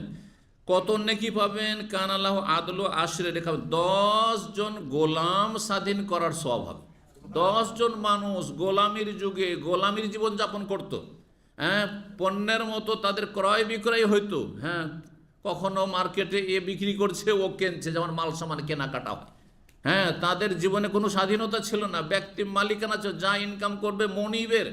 যখন ব্যক্তি মালিকানা নেই, তাহলে সেই ব্যক্তির জীবনে যাকাত দেওয়া নসিব আসবে না, সেই ব্যক্তির কোনোদিন হজ নসিব আসবে না, সেই ব্যক্তির কোনোদিন ওমরা করাও নসিব আসবে না। বরং যখন সে পণ্যের মতো ক্রয় বিক্রয় হচ্ছে তাহলে তার এলেম শেখার কোনো সুযোগ নেই। কারণ তাকে যদি মালিক বলে যে না এখন কাজ কর, তাহলে দার্সে আসার কোনো সুযোগ নেই তার। বুঝতে পারছেন না? পারছেন না?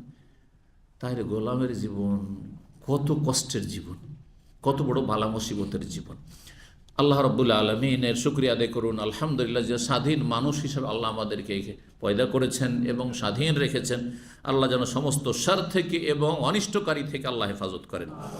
10 জন গোলামকে স্বাধীন করে দিলেন যে তোমরা আল্লাহর ইবাদত করো, যাও ফ্রি হে, হ্যাঁ, মালিকের গোলামি করতে হবে না, আল্লাহর গোলামি করো। ও কতিবাত লাহুম মিয়াতুস হাসানা, 100টি নেকি লিখা হবে। যাদের ওই 49 কোটি নেকি শুনে অভ্যাস, 100টা নেকির কথা শুনে তো মনটাই উঠলো না আপনাদের? মন উঠলো? আরে তবলিগি চিল্লাই গেলে তো 49 কোটি নেকি পাওয়া যায়, তাই না? আরও কত যে ফজিলত রয়েছে, কত যে ফজিলত রয়েছে। এত ফজিলতের কথা শুনে, পাহাড়ের মতো ফজিলত শুনে, তারপরে 100টা নেকি, এতে কী হবে? হ্যাঁ, মনটাই উঠলো না। এই জন্য আপনাদের চেহারা আমি বুঝতে পারছি, কারণ আমরা মানুষ হয়েছি ওই সব পরিবেশে। কোটি কোটি নেকির কথা শোনা, লক্ষ লক্ষ নেকি, নিচু শত আর হাজার ওইসব নেকির কথা আমার দেশে শোনানো হয় না।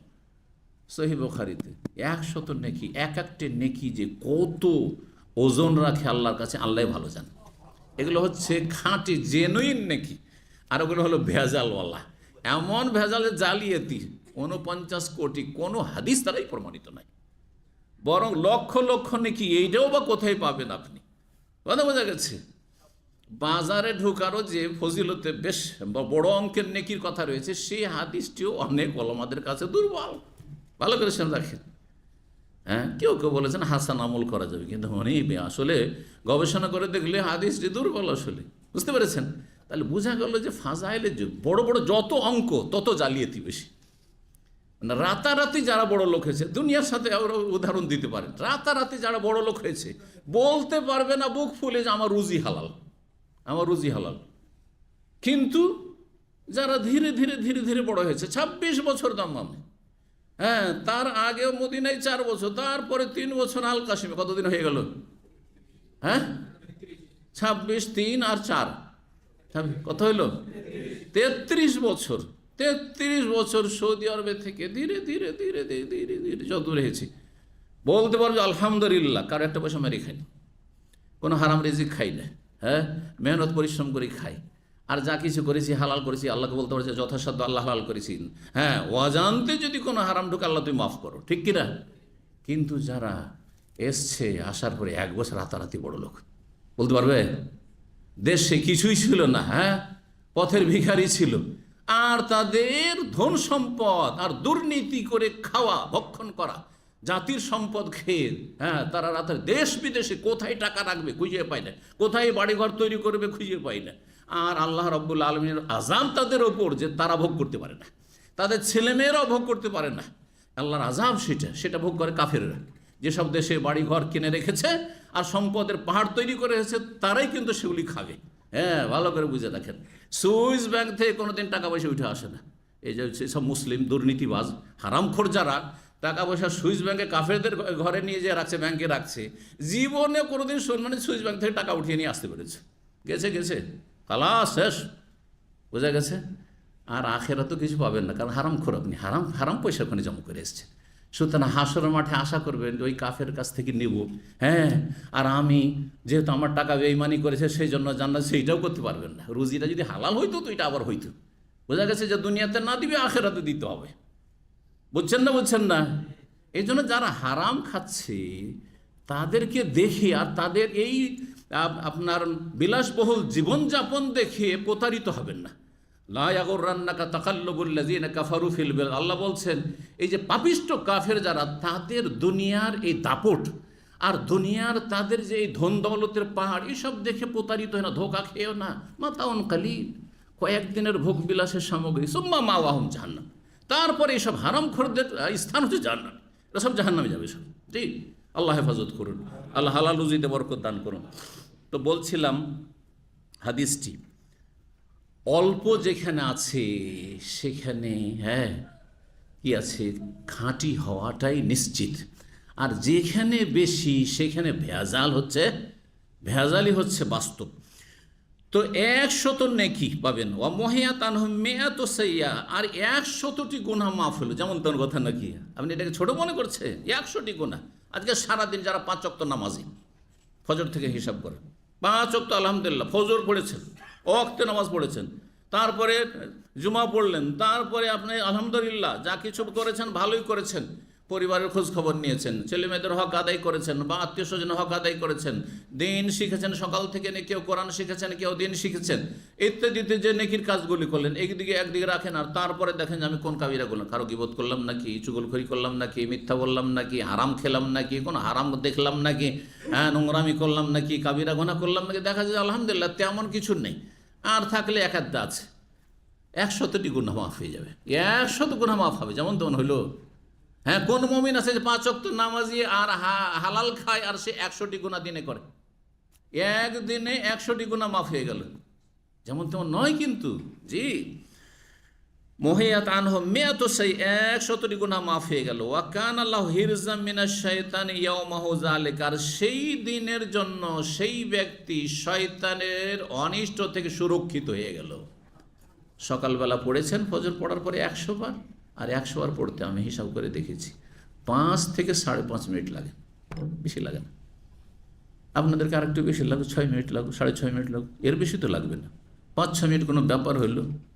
হ্যাঁ, ফেসবুক খুললেই হঠাৎ করে দেখছেন আধা ঘন্টা হয়ে গেছে, 1 ঘন্টা হয়ে গেছে, ঘন্টার ঘন্টা রাত চলে যাচ্ছে। যারা নেশাগ্রস্ত, হ্যাঁ রুগী, যারা ফেসবুকের রুগী, সোশ্যাল মিডিয়ার রুগী, তাদের তো বলতে হবে না, সারা রাত পার হয়ে চলে যায়, ভোরে কিছু টেরই পায়নি যে ভোর হয়ে গেল। আউযুবিল্লাহ। আর আপনি জিকিরে 5 মিনিট 7 মিনিট দিতে পারছেন না, আপনি এতগুলি ফজিলত। জি, শয়তানের অনিষ্ট থেকে চিন্তা করুন। শয়তান থেকে বাঁচার জন্য অস্ত্র, শয়তান থেকে নিরাপদ থাকতে চান, শয়তান আপনাকে জাহান্নামের দিকে নিতে পারবেন না, কাবিরা গুনার দিকে নিতে পারবেন না, শয়তান আপনার দিন দুনিয়ার ক্ষতি করতে পারবেন না, আপনার পরিবারের ক্ষতি করতে পারবেন না, আপনার শরীরের ক্ষতি করতে পারবে না, আপনার অর্থের ক্ষতি করতে পারবেন না। হিরজান মানে সুরক্ষিত, সব দিক থেকে সুরক্ষিত। শয়তান থেকে ওই দিনের জন্য সুরক্ষিত হলো কতক্ষণ পর্যন্ত? হাত্তা ইউমসা, সন্ধ্যাবেলা পর্যন্ত। তাহলে সন্ধ্যাবেলা আবার যখন মাগরিব হলো, মাগরিবের আগে পরে, মাগরিবের নামাজ পড়ার পরে আবার 100 বার 5-7 মিনিট পড়ে নেন। ওয়ালামিয়াতে আহাদুন বিআফজাল মিম্মা জাবিহি, আর এই ব্যক্তি যে সকালে পড়লো 100 বার আর সারাদিনে এই ফজিলতগুলি পেল, এর চাইতে বেশি ফজিলত নেকির কাজ কেউ করতে পারেনি। ইল্লা আহাদুন, তবে এমন কোনো ব্যক্তি আমেলা আকসার মিন যা, এর চাইতে বেশি যদি আমল করে। না, আমি 100 বার পড়েছি আর আপনি 150 বার পড়েছেন, বা 110 বার পড়েছেন, 200 বার পড়েছেন, 300 বার পড়েছেন, তখন আপনার নেকি বাড়বে। জি, আর বাকি অন্য ফরজ অজেব অবশ্য ঠিক রাখতে হবে। কয়টি ফজিলত হলে একটু গণনা করেন তো দেখি? 4টি। 10 জন গোলাম স্বাধীন করার নেকি, 100টি হ্যাঁ নেকি লিখা হবে আমলনামায়, 100 গুনাহ মাফ করা হবে, মুছা হবে, আর শয়তানের অনিষ্ট থেকে সারা দিনের জন্য হেফাজতে থাকবেন, সুরক্ষিত থাকবেন। আল্লাহ যেন তৌফিক দান করেন। যারা সকালবেলা ওয়াকিং করেন অথবা ব্যায়াম করেন না, অনেকেই করেন, কিন্তু ওয়াকিং করেন, মুখ বন্ধ করে ওয়াকিং করবেন না। আমি এটা তদবির শিখিয়ে দিচ্ছি, মানে এক্সট্রা আপনাকে মেহনত করতে হবে না। হ্যাঁ, কারণ এটা আমার কাছে পরীক্ষিত। হ্যাঁ, যে আমার দিন হইল দুনিয়া হইল, দিন হইল দুনিয়া হইল। সকালবেলা ফজর পড়ে আপনি হাঁটতে লাগেন, কারণ ঘরে গেলে, বাসায় গেলে, ঘুমিয়ে গেলে, বা মোবাইল হাতে নিল গেল, আর এই জিকির হবে না, মোবাইল হাতে নিলেও হবে না। আর শুয়ে গেল, হয়তো হঠাৎ করে শয়তান ঘুম দিয়ে দিবে। শয়তান জানছে যে আপনি 100 বার কালেমা তাওহীদ পড়তে চাইছেন, লা ইলাহা পড়তে চাইছেন, সেই জন্য শয়তান তাড়াতাড়ি ঘুমিয়ে যা, ভুলিয়ে দিবে শয়তান। কিন্তু রাস্তায় হাঁটা সব মনে রাখেন, আমি অভ্যাস বানিয়ে নেব। জি, বড়ই পরীক্ষিত কিন্তু এটা।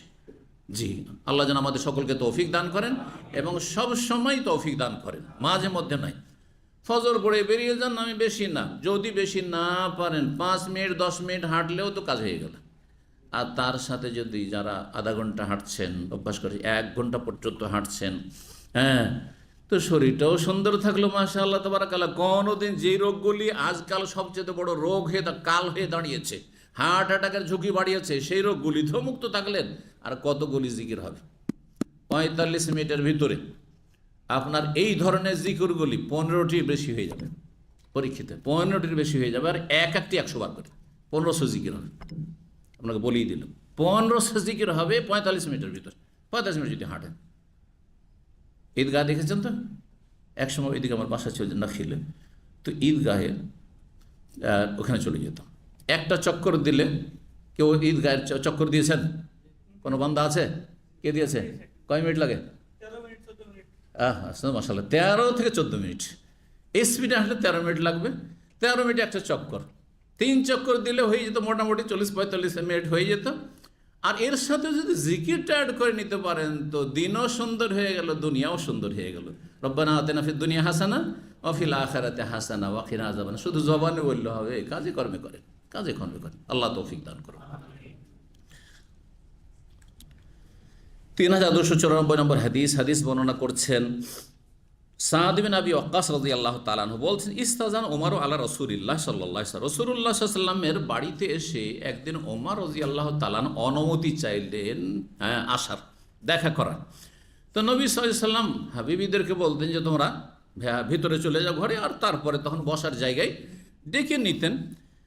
তো অনুমতি চাইলেন। ওয়াইনদাহু নিসাউ মিন কুরাইশ, সেই সময় নবী সাল্লাল্লাহু আলাইহি ওয়াসাল্লামের কাছে কুরাইশ বংশের কয়েকজন মহিলা অবস্থান করছিল। মানে নবী সাল্লাল্লাহু বিবিগণ অধিকাংশ কুরাইশ বংশ, কুরাইশ বংশেরই ছিল অধিকাংশ।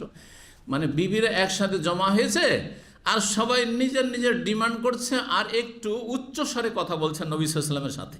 এরা কুরাইশের বিবি, মানে বাইরের কেউ আত্মীয় স্বজন না, বরং নিজের স্ত্রীগণ সহধর্মিন উম্মাহাতুল মুমিনিন নবী সাল্লাল্লাহু আলাইহি ওয়াসাল্লামের সাথে কথা বলছেন, কিন্তু উচ্চস্বরে একটু জোর গলায় কথা বলছেন। স্বামী স্ত্রী, দেখেন এমন একটা জীবন যে আপনি এটা মনে করেন আমি বড় অফিসার হয়ে গেছি সেজন্য আমার সামনে আমার স্ত্রী একবারে মুখ খুলবে না, আমি বড় শেখ হয়ে গেছি সেজন্য আমার স্ত্রী আমার সামনে কোনো সময় এইরকম কথা জোর গলায় কথা বলবে না। এটা করেন, এক্ষুনি নিয়ে আসেন, বাড়িতে কিছু নেই, বলবে না। অনেক সময় আওয়াজ মোচা হইতে পারে। তো এইরকমটা নবী সাল্লাল্লাহু আলাইহি সাল্লামের সাথে হইতো। সাহাবীরা ভাবতেন নবীর সাথে কি এটা হইতে পারে? অসম্ভব কথা। আমরা কতই করছি, কিন্তু রাত দিন যে থাকছি স্বাভাবিক এটা।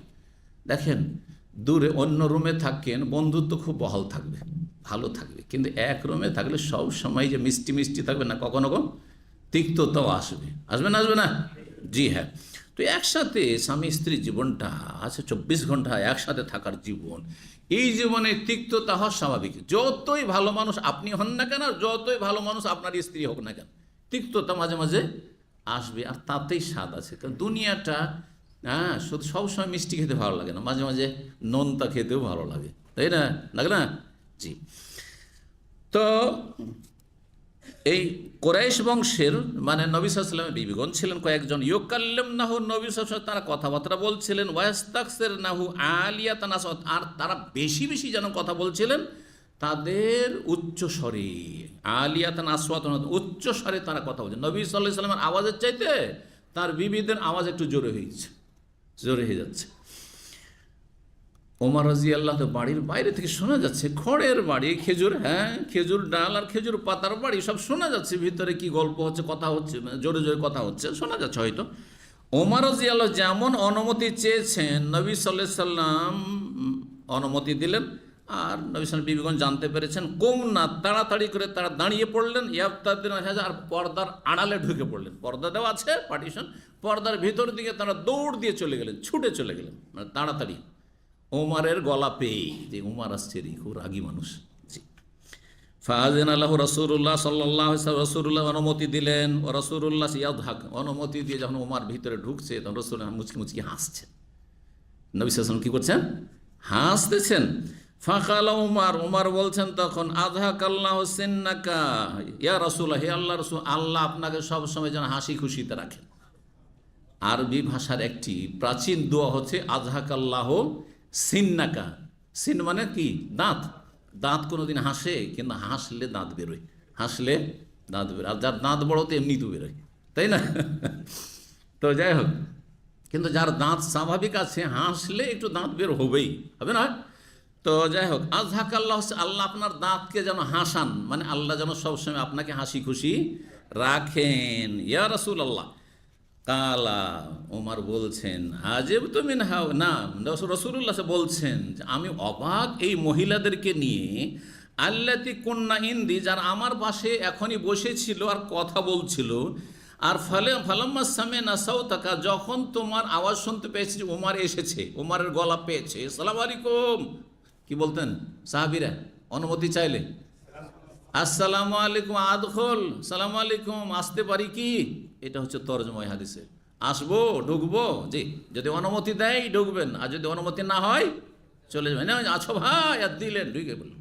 আমাদের গ্রাম অঞ্চলে কি, হ্যাঁ, গ্রামের লোক যদি আর পরিচিত লোক ভাই আছেন, ভাই কি ভাইকে ডাকবে না, ভাবি, আর দিল ঢুকে। এটা তো একটু ভদ্রতা, না হইলে ও চোরের মতো ঢুকবে চুপচাপ। আউযুবিল্লাহ। বরং কিছু কিছু বাড়ি এত বেহায়া বাড়ি আছে যে ও বাড়ির ভিতর দিয়েও রাস্তা, বাড়ির এই গেট দিয়ে ঢুকলো আর ওই গাড়ি দিয়ে বেরিয়ে যাচ্ছে, গোটা গ্রামের লোক বাড়িটাকে রাস্তা বানিয়ে নিয়েছে। আউযুবিল্লাহ। এটা কোনো মুসলিমদের বাড়ি হলো, মুসলিম পরিবার হলো? আল্লাহ হেদায়েত দান করুন। না, অনুমতি চাইতে হবে, থেমে থাকতে হবে। যদি অনুমতি দেয় যে আসেন তো আসেন, আর না হলে সোজা ওইখানে দাঁড়িয়ে থাকেন। আর যদি এমনকি বলে যে ওয়াইন কিলা লাকুম ফারজিউ ইরজিউ, আল্লাহ কোরআন সূরা নূরে বলছেন, যান, এখন সময় নেই, ফিরে যান, ফিরে চলে যান, কোনো রাগ করবেন না। আমিও যদি আপনাদেরকে বলি আমার গেটে চলে আসেন, যান, এখন সময় নেই, ব্যস্ত আছে, ফিরে যান, জীবনও সেন্টারে আসবেন না। আমি কোনো বাড়াবাড়ি করছি না। হ্যাঁ, এটা মানুষের চরিত্র হলো। ওনার বাড়িতে গেটে পৌঁছে গেছি, না যেতাম একটা আলাদা কথা, টেলিফোন করতাম, আর হ্যাঁ উনি বলছেন না ফিরে যান, এখন সময় নেই। এইটাই কোরআন, এটা কোরআন নির্দেশ। এতটা বরদাস্ত করার ক্ষমতা থাকে তাহলে আপনি খাঁটি মুমিন হইতে পারবেন। কারণ জরুরি নয় যে আপনার মোতাবেক আমাকে সময় দিতে হবে, হয়তো এই সময়টা আমার জন্য উপযোগী নয়। যখন তখন চলে আসলেন আর দল বেঁধে চলে আসলেন, হ্যাঁ, আর কষ্ট দিলেন কোনো মানুষকে, মোটেই জায়েজ নয়। ওনার ইচ্ছা, সেটা আপনিও করতে পারেন। আমি যদি আপনাকে বলি যে ভাই আপনি এই সময় আসেন, বলছি শেখ এখন সময় নেই, কোনো দুঃখ করার কিছু নেই, কোনো দুঃখ নেই, এটাই শরীয়ত। আপনি আপনার সুবিধা মতো দেবেন। জি, তো বলছেন নবী সাল্লাল্লাহু আলাইহি ওয়াসাল্লাম, আমি অবাক হচ্ছি এইসব মহিলাকে নিয়ে যারা আমার পাশে বসে কথা বলছিল উচ্চস্বরে, আর যখনই তোমার আওয়াজ পেয়েছে ইবতাদারনাল হিজাব, তখন পর্দার আড়ালের দিকে দ্রুত তারা পালিয়েছে, দ্রুত ঢুকে পড়েছে। কালা ওমর, ওমর তখন বলছে, ফাআনতা ইয়া রাসূলুল্লাহ কুনতা আহাক্কা আন ইয়াহাবনা, হে আল্লাহ রসুল, আপনি বেশি হক রাখেন যে আমাকে কেন ভয় করবে, আপনাকে বেশি ভয় করবে। আপনি রাসূলুল্লাহ, আপনার বিবি আপনাকে ভয় করে না, আমাকে ভয় করবে, মানে এটা কেমন কথা হইল? উচিত যে তারা আপনাকে ভয় করবে, আর আপনার সামনে এত জোরে কথা বলছে তারা।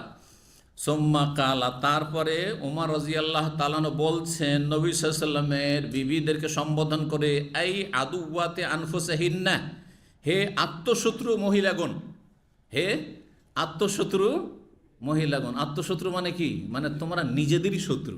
নবীর সামনে এইভাবে উচ্চস্বরে কথা বলছো, মানে নিজের ক্ষতি নিজেই করছো। কারণ আল্লাহ সূরা হুজুরাতে নবীর সাথে আদবের সাথে কথা বলতে বলেছেন।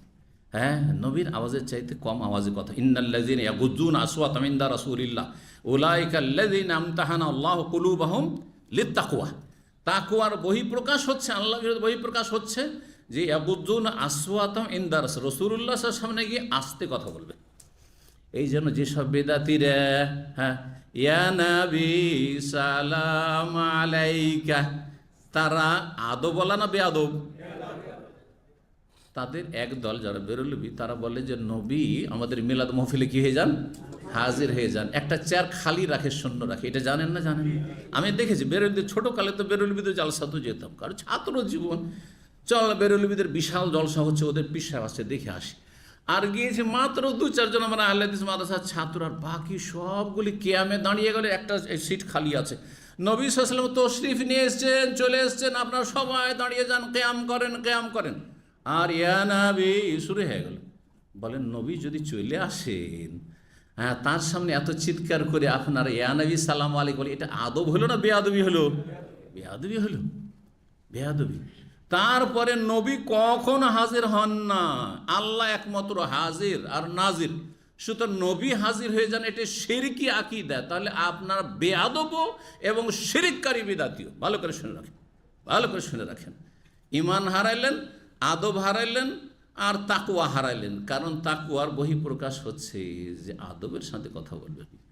হ্যাঁ, এই জন্য আপনারা তো মদিনা সবাই গিয়েছেন না, যান নাই? নবী সাল্লাল্লাহু আলাইহি ওয়াসাল্লামের, হ্যাঁ, কবর জিয়ারত করেছেন না করেননি? যখন কবরটা জিয়ারত করে হেঁটে হেঁটে যাচ্ছেন, দাঁড়াতে তো সেখানে দেয় না, দেখবেন যে সেই ওপরখানে লেখা আছে গ্রিন স্টিকারের ওপর আপনার আপনার ওই স্বর্ণ রঙে গোল্ডেন কালারে লেখা আছে, আয়াত লেখা আছে। কি লেখা আছে? এই আয়াত লেখা আছে, ইন্নাল্লাযিনা ইয়াগুযুনা আসওয়াতাহুম ইনদা রাসূলিল্লাহ। এখানে তাহলে এসে আল্লাহুম্মা সাল্লি আলা মুহাম্মদ, আল্লাহুম্মা বারিক আলা মুহাম্মদ চলবে? এই যে চিৎকার করে আমাদের দেশে মোনাজাত, ইয়া আল্লাহ, জায়েজ? এটাও বেয়াদবি। ওয়ালাইকুম আসসালাম। আরে আস্তে দোয়া করেন। উদু রাব্বাকুম তাদাররুআন ওয়া খুফিয়া, আল্লাহ বলছেন রবের কাছে দোয়া করো তাদাররুআন মানে একগ্রতার সাথে, খুশুর সাথে, আর খুফিয়া, খুফিয়া মানে কি? গোপনে। না না, খিফাতান মানে ভয়, আর খুফিয়াতান মানে লুকিয়ে লুকিয়ে গোপনে। আল্লাহ তুমি মাফ করে দাও, আল্লাহ তুমি রহম করো, এতটুকু, এর বেশি নয়। চিৎকার করে নয়। জি, কোরআনের শিক্ষা দোয়ার খেদে, দোয়ার চিৎকার করে। আল্লাহ শুনতে পান না? হ্যাঁ, আল্লাহ রাব্বুল আলামিন কাছে থেকেও শুনেন, দূরে থেকেও শুনেন, সব সমান তার কাছে। জি, আকরাবু ইলাইহি মিন হাবলিল ওয়ারিদ। জি, তো তারপরে বলছেন, হে আত্মশত্রু নারীগণ, আতাহাবনানি, তোমরা আমাকে ভয় পাচ্ছ, ওয়ালা তাহাবনা রাসূলুল্লাহ, রাসূলুল্লাহকে ভয় পাচ্ছ না। তাহলে বোঝা গেল যে বেগানা পুরুষও প্রয়োজনে পর্দার আড়াল থেকে অন্য মহিলাদেরকে সম্বোধন করতে পারবে না, পারবে না? কথা বলতে পারবে না, পারবে না? কিন্তু প্রয়োজনীয় কথা বলতে পারবে। হ্যাঁ, বিনা প্রয়োজন নয়, রসিকতার কথা নয়, আমোদ ফুর্তির কথা নয়। হ্যাঁ, পর্দার আড়াল থেকে বলছেন, কি ভাবি দাওয়াত দেবেন না, চা খাওয়াইবেন না, চলবে? হ্যাঁ, দিনই বোন আমার, দিনই বোনও বড় ফিতনা আজকাল, কিন্তু আল্লাহ হেফাজত করিস। না না, খবরদার না। কিন্তু নবী সাল্লাল্লাহু আলাইহি ওয়াসাল্লামের সামনে কথা বলছেন, তোমরা নবীকে ভয় করছো না, আর আমাকে ভয় করছো তোমরা। হ্যাঁ, বলছেন, বকা দিলেন, কোনো অসুবিধা নেই, কোনো অসুবিধা নেই, মার্জিত কথা, কোনো অসুবিধা নেই। জি, এইরকমই মানুষ কথা বলার প্রয়োজন। বিশেষ করে দিনদার লোকদের কথা বলতে হয়। শ্বশুর বাড়ি গেলে শালীদের সাথে কথা বলতে হয়, কিন্তু তাই বলে শালীকে সামনে নিয়ে এসে গল্প করবেন নাকি? পর্দার আড়াল থেকে তা রসিকতা করবেন নাকি? হ্যাঁ, চলবে না। সালামু আলাইকুম, ওয়ালাইকুম সালাম, কেমন আছো, ছেলে মেয়ে কেমন আছে? ঠিক আছে। হ্যাঁ, কি অবস্থা? আল্লাহ ভালো রাখুন, হয়ে গেলো, শেষ, কথা শেষ। পর্দার আড়াল থেকে মেয়ে ভরাই হয়ে যাবে, আল্লাহ কোরআনে বলেছে। কথা বলুন, এইরকম ভাবিদের সাথে কথা বলুন। হ্যাঁ, ছোট ভাইয়ের বউর সাথে কথা বলুন, কিন্তু প্রয়োজনীয়। হ্যাঁ, কি কোথায় গেছে, হ্যাঁ ভাই কোথায় গেছে, বা অমুক কোথায় গেছে, ইত্যাদি প্রয়োজন আছে, পর্দার আড়াল থেকে কথা বলে না, গেটের বাইরে কথা বলে না, আর চলে যাও সেখান থেকে। কিন্তু সেখানে আপনি হাসি মজাক শুরু করে দেবেন, তখন হারাম কাজ শুরু করে দিন আপনি, তখন জেনার দিকে এগিয়ে গেলেন। আল্লাহ হিদায়াত দান করুন, হেফাজত করুন। কল্যাণ নাম। আর নবী সাল্লাল্লাহু বিবিগণ জবাব দিচ্ছেন, শক্ত জবাব, বলছেন, হ্যাঁ হ্যাঁ, আনতা আফাদ্দু আকলাজ মিন রাসূলিল্লাহ সাল্লাল্লাহু আলাইহি ওয়াসাল্লাম, কারণ তুমি রাসূলুল্লাহ সাল্লাল্লাহু আলাইহি ওয়াসাল্লামের তুলনায় কর্কশভাষী এবং নিষ্ঠুর অন্তরের। হ্যাঁ, তুমি যেমন নিষ্ঠুর অন্তরের, তেমনই তুমি কর্কশভাষী। তো তোমাকে তো ভয় লাগবেই।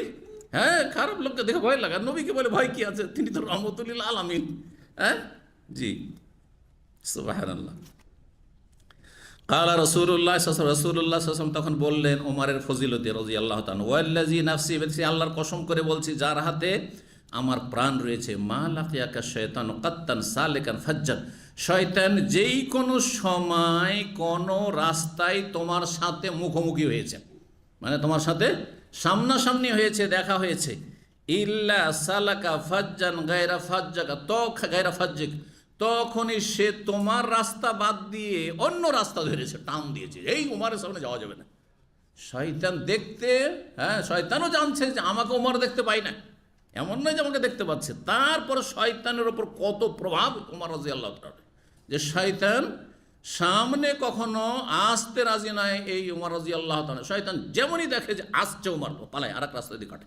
জি, তাহলে মুমিন মুসলিমের সাথে মনোমালিন্য হয়েছে, আত্মীয় স্বজনদের সাথে অথবা বন্ধুদের সাথে, তিনি ভাইদের সাথে, আর দেখলে যখন দেখলেন যে এদিক দিয়ে বেরিয়েছে, টান দিলেন ওই দিকে, দেখা করবো না। যেমন দেখছেন সামনে পড়ে গেছে, রে বাপরে, দে টান দে ওই দিকে। এটা কার চরিত্র? শয়তানের চরিত্র। এটা শয়তানের চরিত্র, ভালো মানুষের চরিত্র নয়। সালাম দেন, আপনি সালাম দেবেন না, আর এইদিকে টান দেবেন, ওই দিকে টান দেবেন, এইটা খারাপ জিনিস, খারাপ চরিত্র এর মানুষের আপনার এটা হচ্ছে বৈশিষ্ট্য। নবী সাল্লাল্লাহু আলাইহি ওয়াসাল্লাম বলছেন, খায়রুহুম আল্লাযী ইয়াবদাউ বিসসালাম, সে ভালো মানুষ যে আগে সালাম দিয়ে দিতে পারে। তা সামনে পড়ে গেল, সালাম দিয়ে দেন। যদি সে কষ্ট দিয়ে থাকে, আর বেশি গল্প করার প্রয়োজন নেই, ঝামেলা বাঁধবে না, কোনো কথা বলবো না, কিন্তু আসসালামু আলাইকুম, হ্যাঁ ও সালাম দিল, ওয়ালাইকুম আসসালাম, না ও আগে সালাম দিকে আমি কেন দেবো, না না, ওই তাহলে অহংকার আছে, অহংকার মুক্ত হতে চান, আপনি সালাম দিয়ে দেন। আল্লাহ তৌফিক দান করুন। সময় তো অনেক হয়ে গেছে, আর একটি হাদিস পড়িয়ে দিয়ে তাহলে আমরা একটা অধ্যায়ে পৌঁছে যাব। 3295 নম্বর হাদিস। হাদিস বর্ণনা করেছে আবু হুরায়রা রাদিয়াল্লাহু তাআলা আনহু। তিনি বলছেন, নবী সাল্লাল্লাহু আলাইহি ওয়াসাল্লাম বলেছেন, এজাস্তাই কাজামে মানামেহি, অন্য রিওয়ায়াতে এজাস্তাই আহাদুকুম, তোমাদের কেউ যখন ঘুম থেকে জাগে, মানাম মানে ঘুম, ঘুম থেকে, নম থেকে, ঘুম থেকে যখন জাগে, ফাতাওয়াদ্দা, যেন উজু করে নেয়। যখন ঘুম ভাঙবে কি করেন? উজু করেন। ফালিয়াস্তানসির, আর উজু করলে নাক পরিষ্কার করবেন ঝেড়ে, টান দিয়ে পরিষ্কার করবেন। সালাসান, তিন টান দিয়ে মানে নাক ধরে টানবেন না, কি নাক ঝাড়বেন, ছিঁ করবেন, নাক ঝাড়বেন। কয়বার? 3 বার। ঘুমের পরে বিশেষ করে, আপনি জোহরে না করেন, কিন্তু যখন ঘুম থেকে উঠলেন, আপনি ঘুম থেকে উঠলেন, ফজরে ঘুম থেকে উঠলেন, এই সময় গাফিলতি বেশি আছে, আর শয়তান কিন্তু আপনার ভিতরে ঢুকে আছে, শয়তান নাকের বাঁশিতে ঢুকে আছে এখানে কিন্তু। জি, তো বলছেন যে 3 বার করে ঝেড়ে ফেলো নাক। ফাইন্না শয়তান ইয়াবিতু আলা খাইশুমিহি, কারণ শয়তান রাত যাপন করে মানুষের নাকের বাঁশিতে বা নাকের ছিদ্রে। এই যে ছিদ্র পথ রয়েছে, এতে শয়তান বাস করে। কেমন করে বাস করে আল্লাহ ভালো জানে, কিন্তু নবী সাল্লাল্লাহু আলাইহি ওয়াসাল্লাম বলছেন শয়তান বাসা বাঁধে এখানে। রাতে যখন ঘুমিয়ে যান তখন শয়তান এখানে বাসা বাঁধে। শয়তান যদি রক্তের সাথে চলাফেরা করতে পারে তো আমরা বাসা বাঁধতে পারবে না। তো শয়তানকে ঝেড়ে ফেলুন, আর ভালো করে উজু করুন, আর তাহলে দেখবেন যে গাফিলতি দূর হয়ে যাবে, আর আপনার মধ্যে ফ্রেশনেস চলে আসবে, আর আপনার তন্দ্রা আসবে না, ঝিমাবেন না, আর চলাতে আপনার কোনো অসুবিধা হবে না। আল্লাহ তৌফিক দান করুন। আর মানুষ শয়তান, জিন শয়তান ঈশ্বর থেকে আল্লাহ হেফাজত করুন। আল্লাহ আমাদেরকে শান্তিতে রাখুন, আর মুসলিম বিশ্বকে আল্লাহ শান্তিতে রাখুন, আর সমস্ত বালা মুসিবত থেকে আল্লাহ হেফাজত করুন। ও সাল্লাল্লাহু আলা নবিয়িনা মুহাম্মদ ওয়া আলা আলিহি ওয়া সাহবিহি আজমাইন।